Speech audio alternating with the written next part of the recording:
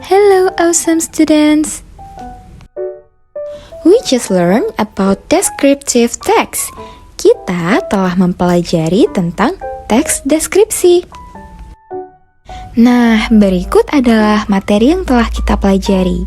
Hayo, masih ingat gak nih? Yang pertama, ada definisi dari teks deskripsi.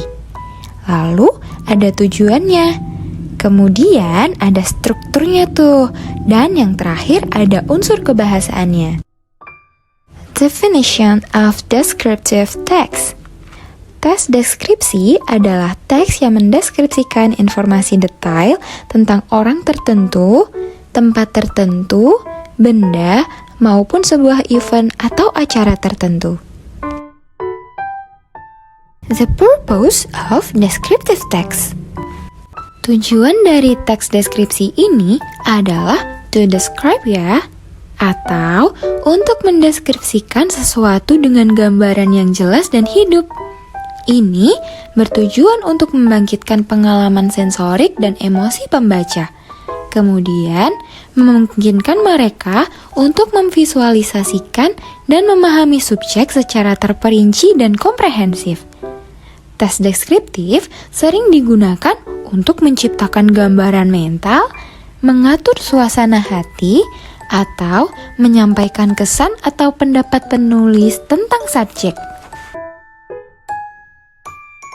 The generic structure of descriptive text. Pertama, ada identifikasi. Bagian ini merupakan bagian pembuka dari teks deskriptif. Memperkenalkan subjek yang sedang dideskripsikan, memberikan informasi seperti nama, lokasi, atau detail pengenal lainnya yang relevan. Yang kedua, ada deskripsi. Bagian ini menyajikan deskripsi subjek yang terperinci dan terorganisir. Ini berfokus pada penampilan fisik, karakteristik, kualitas, atau fitur subjek menggunakan detail sensorik untuk melibatkan indera pembaca dan menciptakan gambar yang hidup. Next is the language features of descriptive text. First, using adjective atau menggunakan kata sifat.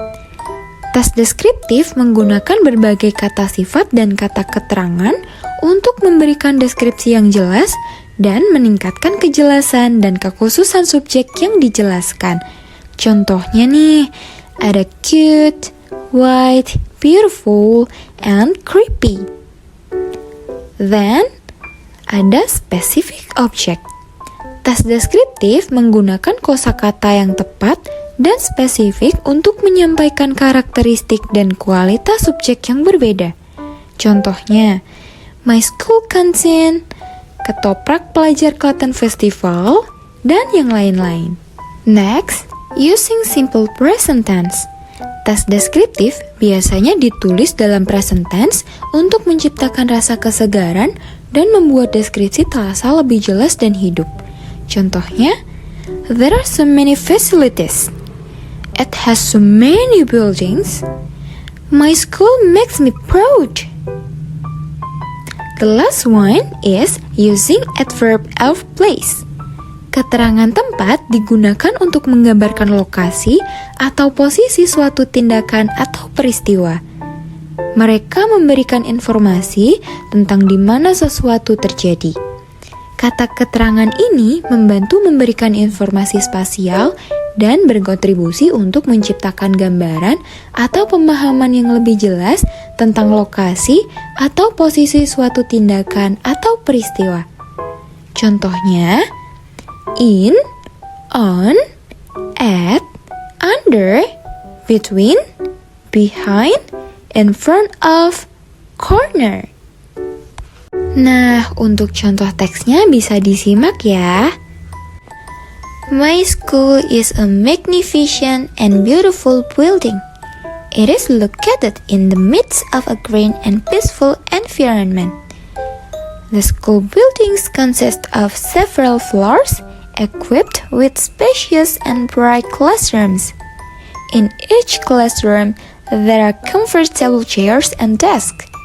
Additionally, there is a large library and various sports facilities, such as a basketball court and a soccer field.